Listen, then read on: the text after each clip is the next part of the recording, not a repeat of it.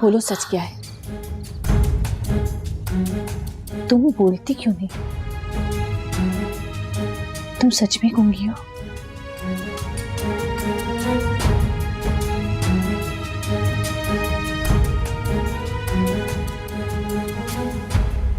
बताओ नूर, बच्चे का क्या हुआ? आप बोल सकती हैं? नहीं रहा क्या? किसका था?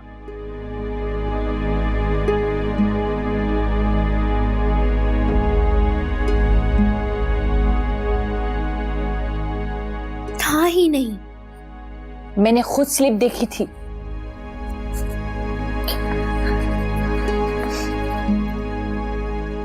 आप बोल सकती हैं? तुम हॉस्पिटल क्यों गई थी? हाँ, ये सब साहिर ने किया है ना?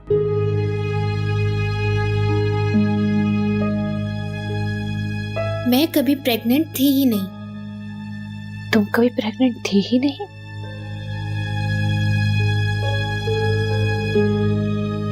आप बोल सकती हैं? कैसे? क्योंकि मैं कभी गूंगी थी ही नहीं।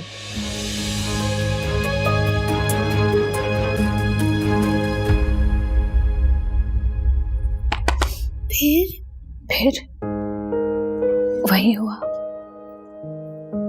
जो तुम्हारे साथ हुआ।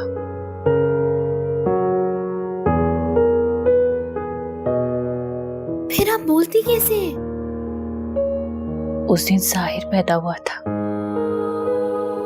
मैं सलमान के साथ उसे लेकर घर आ रही थी। अब इसे मेरी खुशकिस्मती समझो कि जिस वक्त ये सब हुआ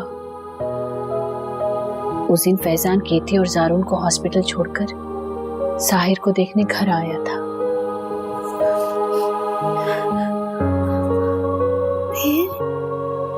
फिर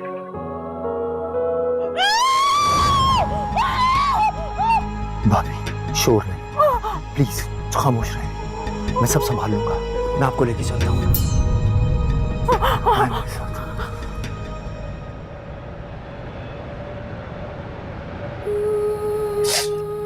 फैजान, फोन करो सलमान को, बुलाओ उसे यहाँ पर। मेरे साथ ऐसा कैसे कर सकते? इस वक्त रहने दे भाभी। वैसे भी वो इस वक्त चाचा के इन्फ्लुएंस में। कब तक? उनके इन्फ्लुएंस में तो 1 साल से मुझ पर जुल्म कर रहा है। मेरा बच्चा। भाभी बच्चे का नाम ना ले प्लीज, वरना चाचा आपको मरवा के समंदर में फेंक देंगे और कह देंगे किसी के साथ भाग गई। तो क्या करूं? उस कुबरा के हाथ में दे दूं? वो जाहिल औरत मेरे बच्चे की परवरिश करेगी। अब ऐसा नहीं होगा हरगिज। मैं सलमान भाई से बात करूंगा, वो आपको लंदन ले जाएंगे। मैं कोर्ट के जरिए अपना बच्चा हासिल करके रहूंगी। हरगिज नहीं, कोर्ट का नाम भी मत लीजिएगा। अगर आपने ऐसा किया तो वो लोग वाकई आपको मरवा देंगे, या फिर कुबरा आपसे जान छुड़ाने के लिए बच्चे को कोई नुकसान ना पहुंचा दे। नहीं। इसीलिए तो मैं कह रहा हूँ सही वक्त का इंतजार करें और बिल्कुल ऐसे बिहेव करें कि जैसे वो कोयला वाकई आपकी जबान जला चुका है। मेरे बच्चे को मुझसे छीन कर उसे मेरी कमजोरी बना दिया जालिमों ने। वो बच्चा आज आपकी कमजोरी है, लेकिन देखिएगा कल वही बच्चा आपकी स्ट्रेंथ बनेगा। मेरी बात का भरोसा करें, मैं हूं ना, सब संभाल लूंगा। तुम ये सब मेरे लिए क्यों कर रहे हो? क्योंकि मैं जानता हूं आपके साथ शुरू से जो कुछ हो रहा है सब गलत है। तुम्हें कैसे पता? क्योंकि जब मैंने सलमान भाई से कैथी से शादी करने के मुताबिक बात की थी तो उन्होंने मुझे अपनी शादी का अंजाम ही बताया था। केती के साथ ऐसा नहीं होगा। तुम उसे यहाँ से ले जाओ। वो तो मैं ले ही जाऊंगा। आज 2 दिन हो गए हमारा बेटा हुए, लेकिन कोई देखने तक नहीं आया उसे। मुझे लगता है अगर मैं ना हूं तो ये लोग तो मेरी बीवी और बच्चे को मार ही डालेंगे। फैजान, क्या मैं जारून को गोद में उठा सकती हूँ? ऑफ कोर्स भाभी, लेकिन उसके बाद प्लीज डॉक्टर से भी मिल लीजिएगा। मैं जाके भाई से बात करूंगा। आप प्लीज इस तरह हलकान ना हो। मेरे बेटे का नाम साहिर ही रखा। मुझे क्या पता था कि वो दोबारा कभी बोल नहीं पाएगा। वहां से जाते हुए उसका एक्सीडेंट हो गया और वो मर गया।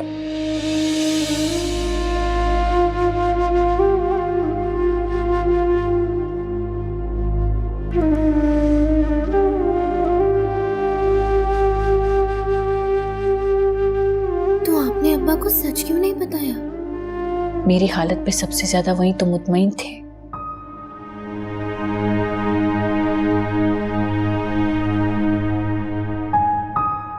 किसी को भी पता नहीं चला? ये राज और मेरी आवाज फैजान कब्र में लेकर चला गया।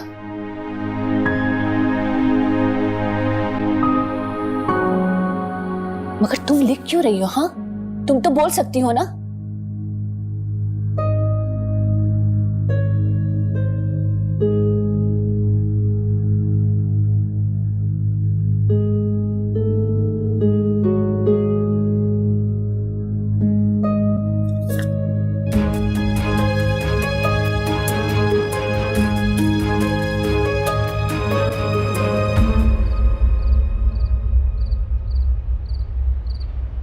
आप इतने उदास क्यों हैं सर जी? तुम सोई नहीं अभी तक?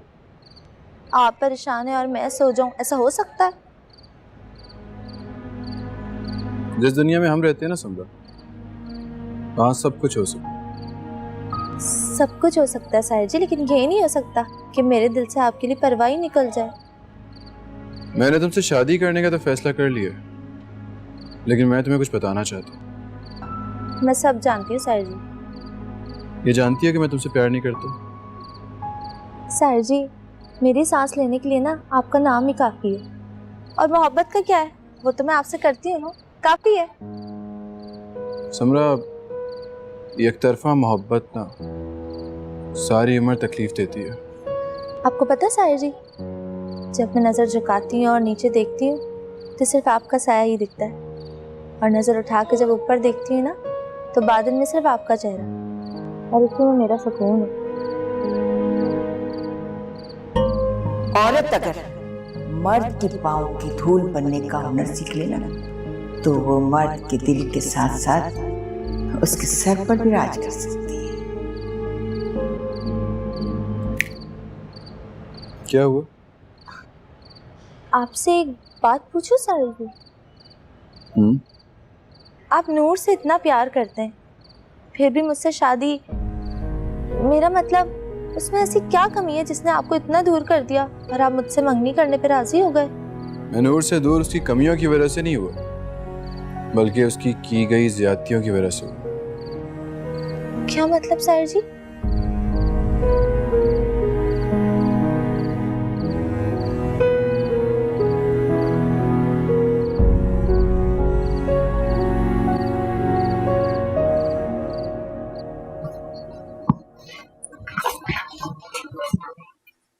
क्या ढूंढ रही हो?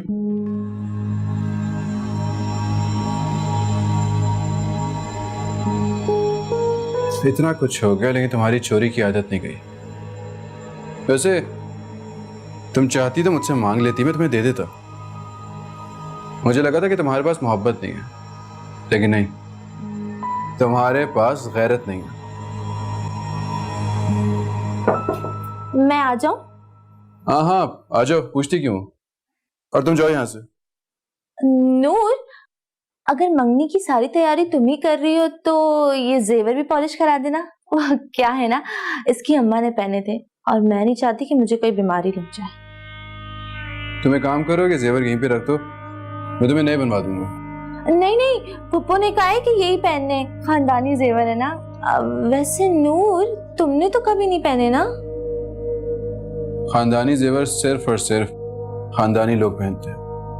अब जाओ भी यहां से, क्या सारी रात यहां खड़े होकर पहरा देना तुमने?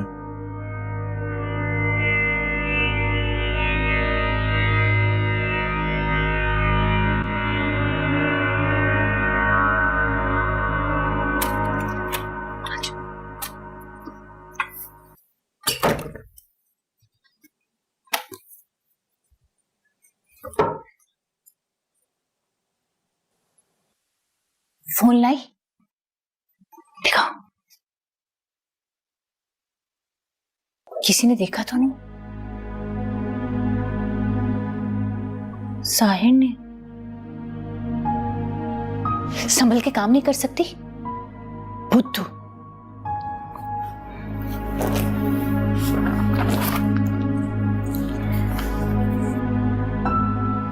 आप फोन का क्या करेंगी? मैं नहीं, तुम करोगी। क्या? वही जो मैं करती आई हूं। अरे अगर फोन ना होता ना तो आज तुम जिंदा ना होती। सुलेमान कब का तुम्हें पुलिस कस्टडी में मरवा चुका होता, समझी?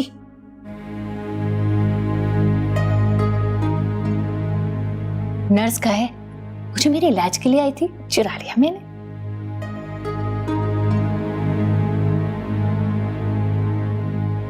मेरे पास और रास्ता ही क्या है मोबाइल के अलावा बात करने का। तुम यहीं रुको, मैं अभी आती हूँ, ठीक है?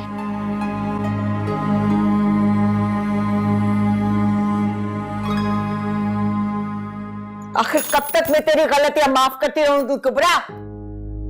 हाकिम मम्मा, जाने देना। वो मुझे क्या पता था ज़ारून को आपके हार्ट अटैक की सच्चाई का पता है। ये तो मालूम था ना कि वो साहिर की खुशी में आग लगाना चाहता है, और तू तो साहिर और समरा की मंगनी को थाली में ऐसे पेश कर रही थी जैसे कि आओ भरी थाली को लात मार दो। माफ कर देना हाकिम मम्मा, गलती हो गई।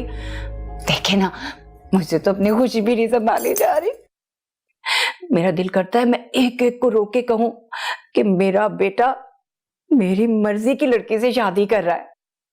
शादी माँ की मर्जी से हो या बेटे की मर्जी से, लानी तो घर में बहू है ना। क्या मतलब है? मतलब ये कि बहू एक आजाद पंछी की तरह होती है, अगर पर काट के न रखी हो ना तो बेटा ले उड़ती है। हाकिम मम्मा, वो मेरी भतीजी है, कोई गैर नहीं है। इसीलिए तो कह रही कि वो तेरी भतीजी है। भूल गई तू भी शादी से पहले क्या क्या प्लान बना कर आई थी।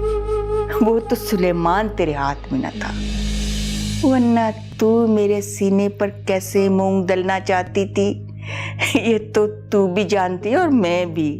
अब ऐसी बात भी नहीं है हाकिम मम्मा। देखे ना, आपके कहने पे मैंने सौतन का बच्चा भी पाल दिया।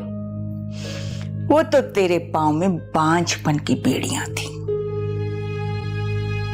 वरना तू कहां खूंटे से बंधने वाली थी। हाकिम मम्मा, इतनी पुरानी बात आप पकड़ के बैठ गई हैं, बस करें ना अब। कहानी जितनी भी पुरानी हो, नए चेहरे के साथ जरूर दोहराई जाती है।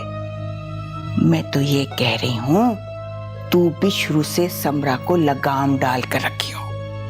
खुद तो उसकी जिद्दें और लाड पूरे करती है और बुरा होने के लिए मुझे कह रही है।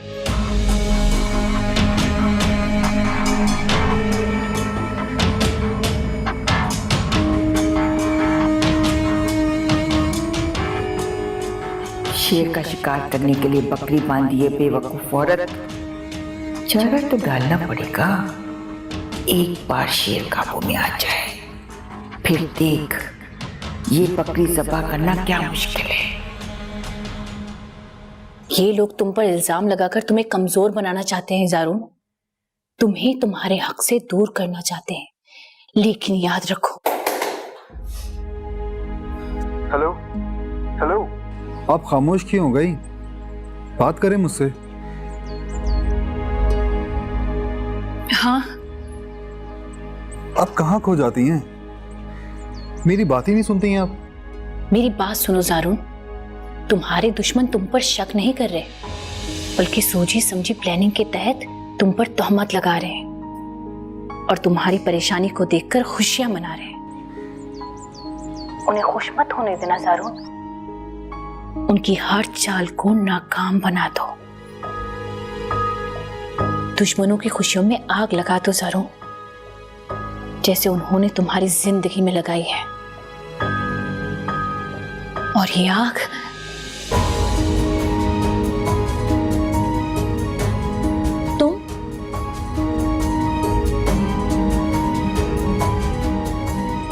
Hello hello.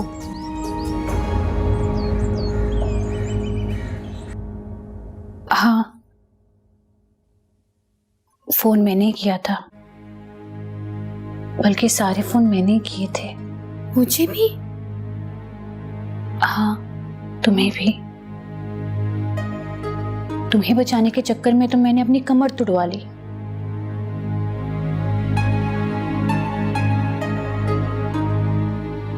साहिर को कभी नहीं किया? किया था।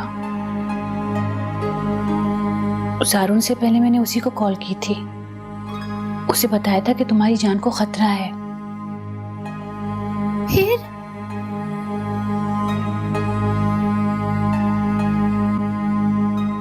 फिर उसने तुम्हें भेज दिया।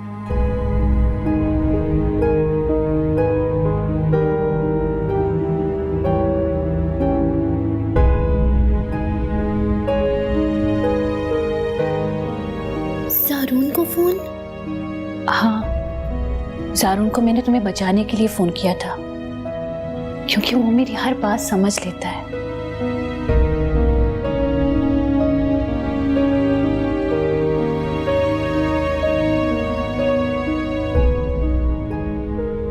मेरी ज़बान पर अंगारा रखने का आपको मालूम था? हाँ, मैं ज़ारून की ऐसी हालत नहीं थी कि मैं उसे कुछ कह पाती। मुझे लगा कि वो हॉस्पिटल गया है। मुझे बताओ नूर, उन्होंने सच में तुम्हारी ज़बान में अंगारे तो नहीं रखे ना?